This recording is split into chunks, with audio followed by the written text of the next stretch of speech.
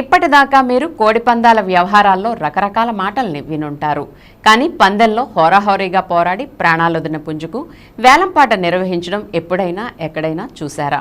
కోడిపందాల సంప్రదాయంలో కనీవిని ఎరుగని ఈ ఘట్టం ఏలూరులో ఆవిష్కృతమైంది. ఏలూరు ఎన్ఆర్పేటలోని కాందారి హోటల్ ఆధ్వర్యంలో వినూత్నంగా చనిపోయిన పందెం కోడికి వేలంపాటను నిర్వహించారు. అపురూపంగా పెంచుకున్న పందెం పుంజు గెలుపొందడంతో పందెం డబ్బుతో పాటు చనిపోయిన పుంజు కూడా దక్కింది. దాంతో వీరమరణం పుంజుకి కూడా ఒక స్థాయి విలువ కల్పించాలనే వినూత్న ఆలోచనతో హోటల్ యాజమాన్యం ఈ నిర్ణయం తీసుకుంది. ఇక అనుకున్నదే తడువుగా హోటల్ యాజమాన్యం ఆధ్వర్యంలో శనివారం సాయంత్రం వీరమరణం పొందిన పుంజుకి వేలంపాటను నిర్వహించారు. హోటల్ యజమానులు కొండ్రెడ్డి రాజేంద్ర, వంకినేని ఆహ్లాద్, వంకినేని రాజవంశీలు వేలంపాటకు విచ్చేసిన ఆహుతులకు స్వాగతం పలికారు. ఈ వేలంపాట చిన్నపాటి కోడి పందాన్ని తలపింపజేసిందంటే అతిశయోక్తి కాదేమో. ఎందుకంటే వేలంపాటలో చనిపోయిన పందెం పుంజును సొంతం చేసుకునేందుకు అనేక మంది పోటీ పడ్డారు. దీంతో ఆ పాట కాస్త 1,00,000 దాటింది. ఎట్టకేలకు మాగంటి నవీన్ చంద్రబోస్ అనే వ్యక్తి 1,11,111 రూపాయలకు చనిపోయిన పందెం కోడిని దక్కించుకున్నారు. వేలంపాటలో గెలుచుకున్న వీరమరణం పొందిన పుంజుని హోటల్ యజమానులు రాజేంద్ర, ఆహ్లాద్, రాజవంశీలు నవీన్ చంద్రబోస్కు అందించారు. కాగా పందెంలో గెలిచిన కోడిపుంజును కూడా అక్కడ అందరికీ ప్రదర్శించారు. వినూత్నంగా సాగిన ఈ వేలాన్ని చూసి పలువురు నగర ప్రజలు ఆశ్చర్యం వ్యక్తం చేస్తున్నారు. ఈ సందర్భంగా వీరమాచినేని విజయ్ మాట్లాడుతూ పుంజుని పెంచేందుకు పెంపకందారులు అత్యంత కష్టపడుతూ ఉంటారని అన్నారు. వారి కష్టానికి ప్రతిరూపమైన పందెం పుంజు బరిలో వీరోచితంగా ప్రత్యర్థి పుంజుతో పోరాడి వీరమరణం చెందడంతో దాన్ని కొనుగోలు చేసి ఈ విధంగా వేలంపాట నిర్వహించి దానికి ఒక ఉన్నత స్థానాన్ని కల్పించిన వంకినేని కృష్ణమోహన్ ఎంతో మందికి ఆదర్శంగా నిలుస్తారని పేర్కొన్నారు. డీసీ గారి పాట 1,11,111 రూపాయలు మూడోసారి. 1,11,111 రూపాయలు మూడోసారి.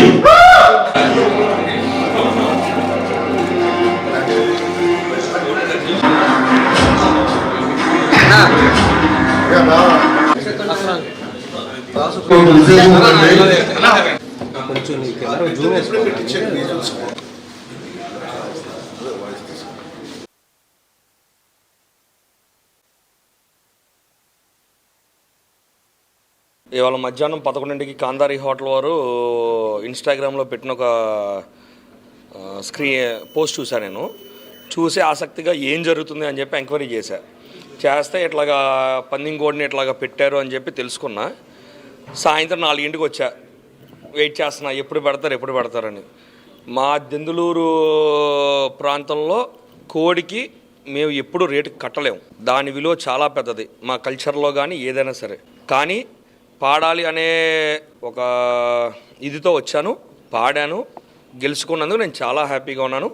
కాందారి హోటల్ యజమాన్యానికి, పార్ట్నర్స్కి అందరికి కూడా సంక్రాంతి శుభాకాంక్షలు చెప్తూ కోడిని కోసాని 1,11,111 రూపాయలకి పాడాను. చాలా ఆనందంగా ఉంది. కోడికి రేటు కట్టలేదు కాబట్టి ఎంత పెట్టి కొన్నా సరే దాని విలువ దాందే. అది ఎందుకంటే ఆ కోడిని పుట్టిన దగ్గర నుంచి దాన్ని పెంచడానికి ఎంత ఖర్చు అవుతుందో నాకు తెలుసు. నేను రోజు దాన్ని చూస్తాను కాబట్టి దాని విలువ ఎక్కడ తగ్గకూడదని చెప్పి ఇంత దూరం వరకు రావాల్సి వచ్చింది. వచ్చాము, పాడాము, కోడి విలువ ఎక్కడ తగ్గకోకుండా చూశాడని నేను నమ్ముతున్నాను. మనం అనాదిగా కోడి పందాలు వేయడం జరుగుతుందండి. ఒక కోడి పుంజును పెంచాలంటే 17-18 నెలల పాటు ఆ రైతు పడే కష్టాన్ని నేను కళ్ళారా చూశాను.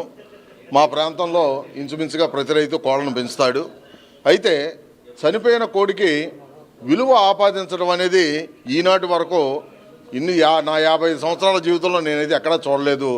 మొట్టమొదటిసారి మా మిత్రుడు వంకినేని కృష్ణమోహన్ గారు కాందారి హోటల్ వారి సౌజన్యంతో ఒక చనిపోయిన కోడిని వాడెవడో తీసుకెళ్తా ఉంటే అలా కాదు ఇటు ఇచ్చేయని చెప్పి ఆడు అడిగిన డబ్బు వాడికి ఇచ్చి తీసుకొచ్చి దాని మరణానికి కూడా ఒక విలువని ఆపాదించగలిగిన వ్యక్తి మా కృష్ణమోహనం.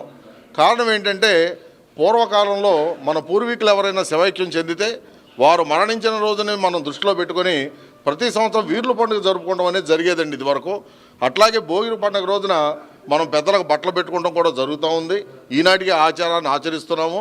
సో వీటన్నిటిని దృష్టిలో పెట్టుకొని కృష్ణమోహన్ గారు ఒక వ్యక్తి కోసం కోడికి సంబంధం లేని పగని పెంచుకొని అవతల పుంజు మీద దెబ్బలాడి చివరి నిమిషం వరకు, చివరి రక్తపోటు వరకు పోరాడి వీరమరణం పొందిందన్న దృష్టితోటి దాని మరణానికి ఒక వెలలేని విలువని కడతం అనేది మన వల్ల అయితే కాదు, కానీ ఆయన చేయగలిగినంత దాని మరణానికి ఒక విలువ చేకూర్చారని నేను మనస్ఫూర్తిగా భావిస్తున్నాను. ఇక నుండి భవిష్యత్తులో కూడా కృష్ణమోహన్ గారు ఇదే పందాన్ని ఆచరిస్తే భావితరాలకి ఇదొక స్ఫూర్తిగా నిలుస్తుందని మాత్రం నేను పూర్తిగా విశ్వసిస్తున్నాను. Thank you.